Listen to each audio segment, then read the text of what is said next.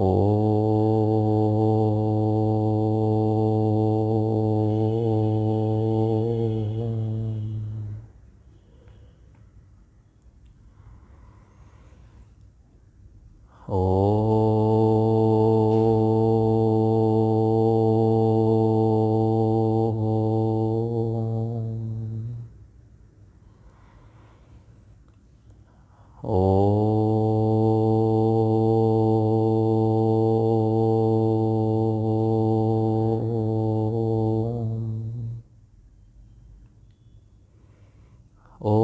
सहनाववतु सहनौ भुनक्तु सह वीर्यं करवावहै तेजस्विनावधीतमस्तु मा विद्विषावहै।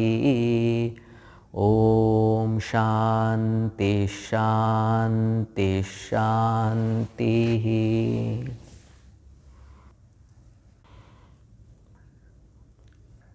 आज हम वैराग्य नाम की दैवी संपत्ति देखेंगे। दैवी संपत्ति क्या है? जिस संपत्ति धनम, जिस धन को पा करके साधक अमीर हो जाता है आध्यात्मिक जगत में, वो दैवी संपत्ति है। तो सबसे पहली दैवी संपत्ति है, देखते हैं, चर्चा करते हैं, वैराग्य।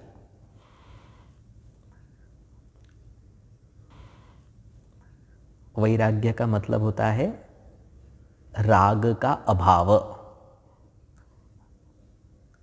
राग किसे कहते हैं?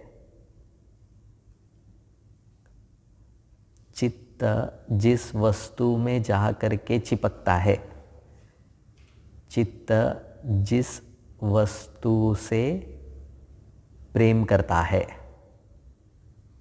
चित्त मन, मन जिस वस्तु में सुख देखता है, उस वस्तु में उस व्यक्ति का राग है। इसका अभाव वैराग्य है। वैराग्य का मतलब क्या है? विषयों से व्यक्ति की स्वाधीनता। पराधीनता का नाम राग है, स्वाधीनता का नाम वैराग्य है। स्वाधीनता किससे? विषयों से, भोग वस्तुओं से। अगर मन में ऐसी बुद्धि आती है कि इसके बिना मेरा जीवन अधूरा है, इसके बिना मैं कैसे जी सकता हूँ, ये नहीं है तो मेरा क्या होगा, इस भाव का अभाव, absence of this thought is वैराग्य। तो वैराग्य की एक व्याख्या क्या है कि विषयों से स्वाधीनता। इसी को अगर दूसरे अर्थ में समझे तो विषयों में शोभन अध्यास की कमी। वैराग्य क्या है? विषयों में उसका शोभन अध्यास नहीं होता। इसको समझने के लिए एक स्वामी जी छोटी सी ऐसी कथा बता दे कि एक महात्मा किसी यज्ञ कार्य के लिए 6 चांदी के घट लेकर नाव से जा रहा था अपने गांव। तो वहाँ पे 2 व्यक्ति चर्चा करने लगे कि देखो ये सन्यासी है, इन्हें क्यों चांदी के घट चाहिए, मिट्टी के घट से इनका काम नहीं चलता है क्या, इनको सब महंगी महंगी चीज़ें क्यों चाहिए रहती है। तो महात्मा ये बातें सुन रहा था। तो उन्होंने क्या किया, अपना एक चांदी का घट लिया और वह नदी में डाल दिया और अभी उन व्यक्तियों को कहा कि तुम अभी अपना सामान नदी में डाल के दिखाओ।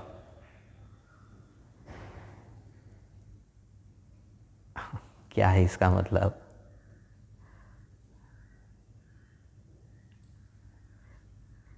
शोभन अध्यास की कमी। कैसे समझेगी इसको? कि जिस वस्तु को जैसा समझना था वैरागी उसे वैसा ही समझता है। अध्यास का मतलब क्या होता है? जो चीज़ वहाँ पे नहीं है उसको देखना अध्यास कहते हैं। मतलब वहाँ पे अगर रज्जू है, रस्सी है और मुझे सर्प दिख रहा है तो क्या कहते हैं? सर्प का अध्यास हुआ है। तो जो वस्तु में जो चीज़ नहीं है उस चीज़ को देखना। अभी यहाँ पे क्या है? शोभन अध्यास हो रहा है। मतलब क्या? कि उस वस्तु में सुख नहीं है, उस वस्तु से निश्चिंतता प्राप्त नहीं होती है, पर फिर भी ये सारी चीज़ें उस वस्तुओं में देखना अध्यास हुआ। जैसे फॉर एग्जाम्पल किसी के घर में गाड़ी आ गई, वाहन आ गया, तो अभी वाहन क्या है? एक जगह से दूसरे जगह जाने का साधन। पर अभी अगर उसको उस गाड़ी से अभिमान की अनुभूति होती है, गर्व की अनुभूति होती है, तो ये गर्व क्या है? अभिमान क्या है? शोभन अध्यास।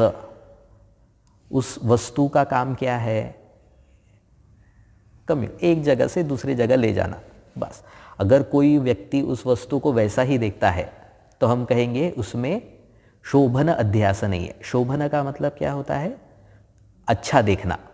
यह वस्तु सुख देगी, यह वस्तु मेरे ज़िंदगी को, मेरे जीवन को और कंफर्टेबल बनाएगी, यह वस्तु मेरे जीवन को पूर्ण करेगी।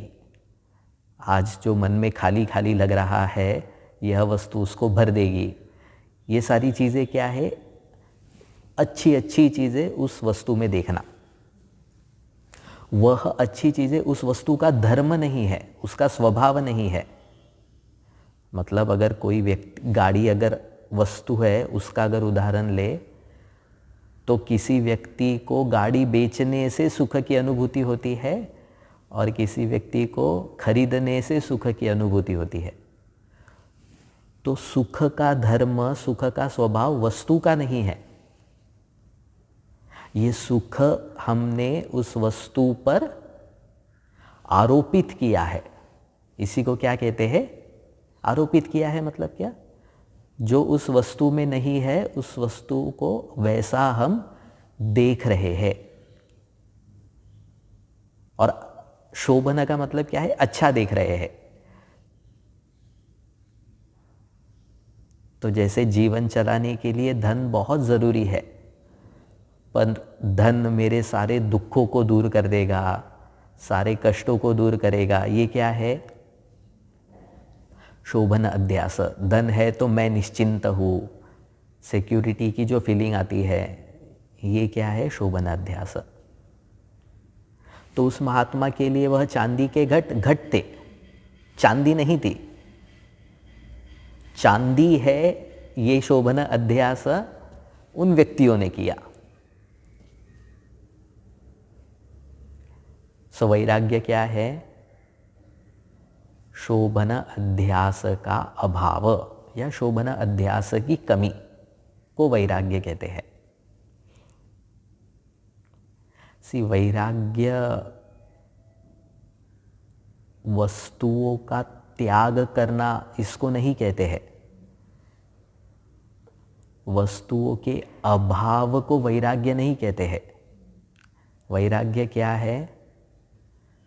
वस्तुएं हो या न हो, वैरागी को कुछ फर्क नहीं पड़ता। वैराग्य परिस्थिति का नाम नहीं है। इनके पास बहुत सारी चीज़ें हैं तो ये वैरागी नहीं है, ये बहुत कम चीज़ों में रहते हैं तो ये वैरागी है, ऐसा नहीं है। वैराग्य स्वभाव का नाम है। व्यक्ति के स्वभाव को वैराग्य कहते हैं, परिस्थिति को वैराग्य नहीं कहते। तो वैरागी जो अगर भोगी है तो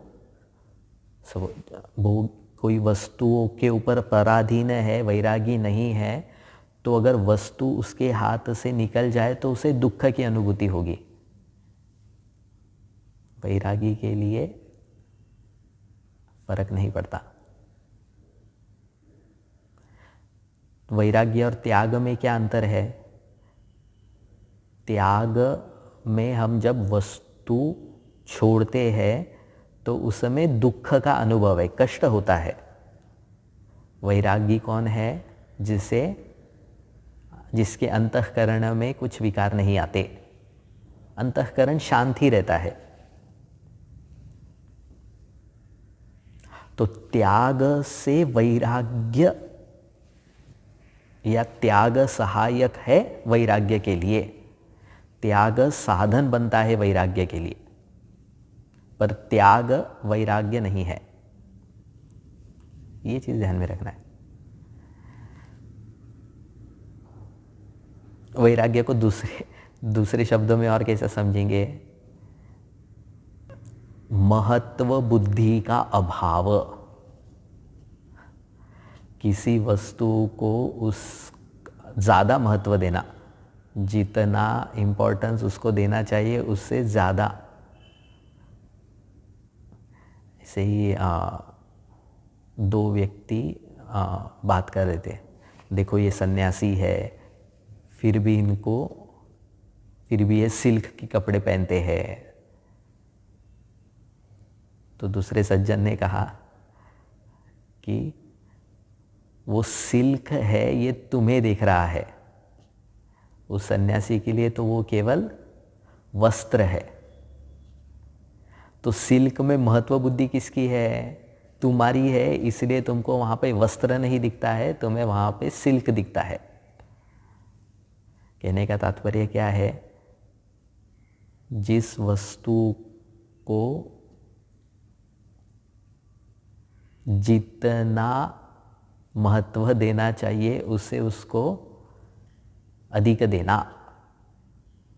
यह राग है। वैराग्य क्या है? इसकी कमी, इसका अभाव। और वैराग्य परिस्थितियों से भाग जाना, वस्तुओं से भाग जाना उसको नहीं कहते हैं। ये तो वैरागी है, छोड़ गया तो ठीक है, पर भाग गया नहीं होना चाहिए। छूटना अपने आप होना चाहिए। अगर कोई व्यक्ति वस्तुओं से भाग गया तो फिजिकली वह वस्तुओं से दूर है, पर सारे वस्तुओं को मन में लेकर के जाता है वो। वैसे ना किसी को, एक व्यक्ति को मेडिटेशन करना था, तो उसको लगा कि अभी तो मैं जीवन भर सिर्फ मेडिटेशन ध्यान करूँगा। तो उसने घर में बोल दिया कि ये मेरा स्वतंत्र रूम है, यहाँ पे कोई नॉक नहीं करेगा, डिस्टर्ब नहीं करेगा, मैं यहाँ पे सिर्फ ध्यान करूँगा। तो अभी भाई ने शुरू किया उसने ध्यान करना। आज मेरे ध्यान का पहला दिन है।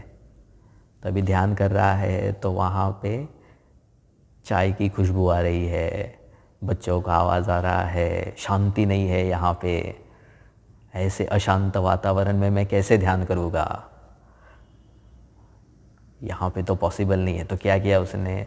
अभी तो मैं जाता हूँ जंगल में एक पेड़ के नीचे ही मेरा भी ध्यान लगेगा।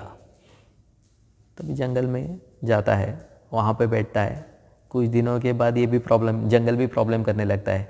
यहाँ पे इतने सारे पक्षी है, चिल्लाते रहते हैं, मेरा ध्यान तो कुछ लगता नहीं है। ऐसी जगह पे जाना चाहिए जहाँ निर्जन जगह पे कोई जीव नहीं है वहाँ पे। तो वो जाता है रेगिस्तान में, रेगिस्तान में बैठता है।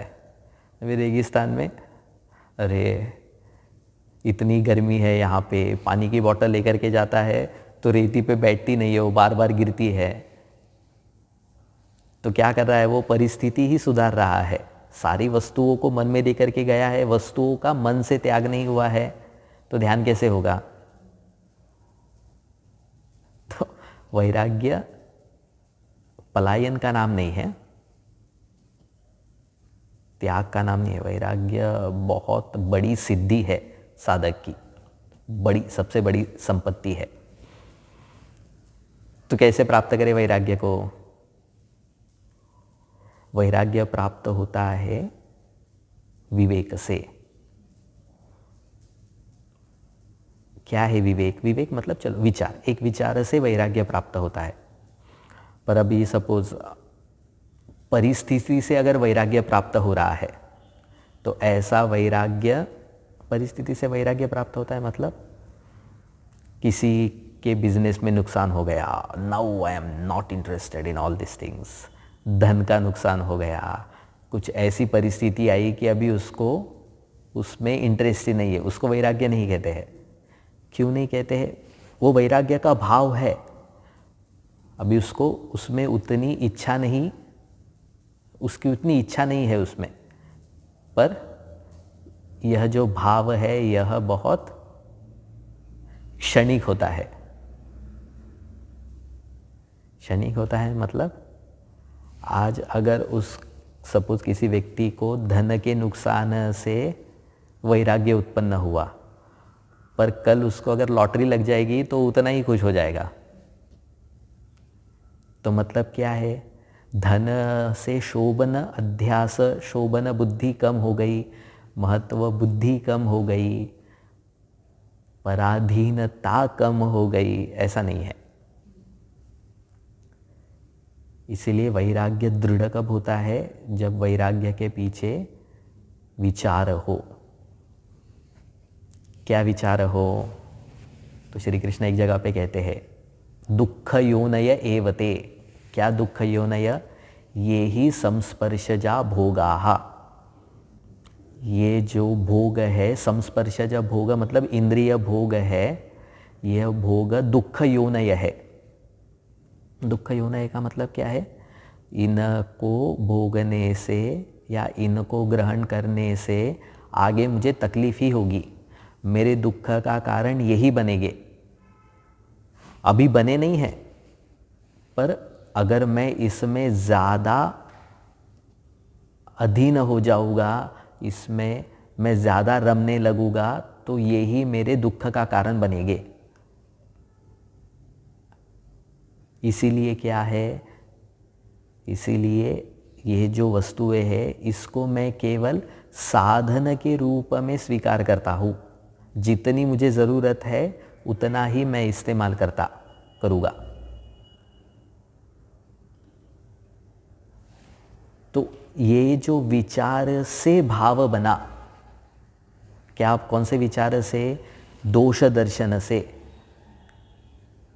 कि भोग दृष्ट नष्ट स्वभाव वाले हैं, ये मेरे साथ ज़्यादा समय तक नहीं रहेंगे, जब मेरे हाथ से चले जाएंगे तो मुझे बहुत परम दुख दे करके जाएंगे।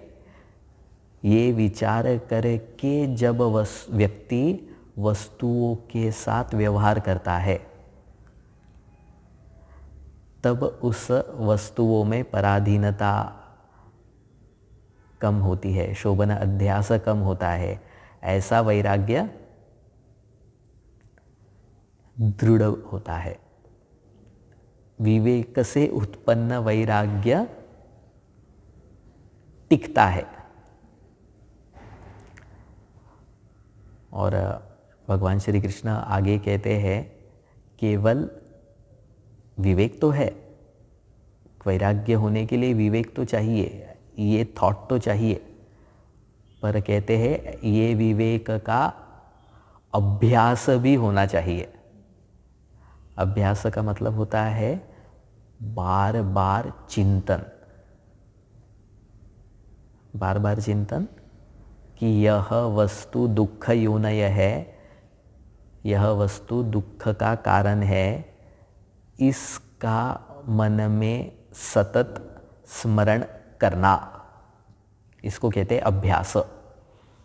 तो वैराग्य का अभ्यास, वैराग्य के पीछे विवेक और विवेक का अभ्यास, उस विवेक को सतत मन में जागरूक रखना, उसका सतत चिंतन करते रहना, तो वैराग्य दृढ़ होता है। और यही वैराग्य संपत्ति है ना, यही वैराग्य फिर साधक को काफ़ी सारी चीज़ें देता है।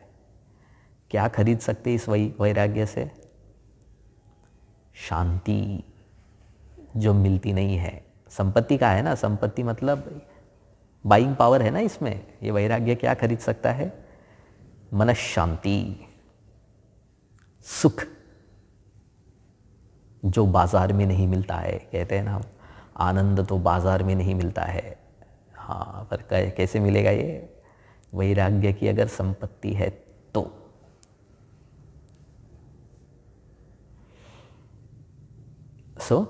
वैराग्य क्या है? स्वाधीनता विषयों से, विषयों में शोभन अध्यास का अभाव, विषयों में महत्व बुद्धि का अभाव।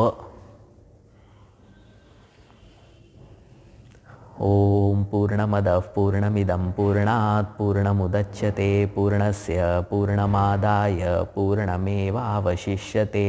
ओम शांति शांति शांतिः। हरिः ओम। श्री गुरुभ्यो नमः। हरिः ओम।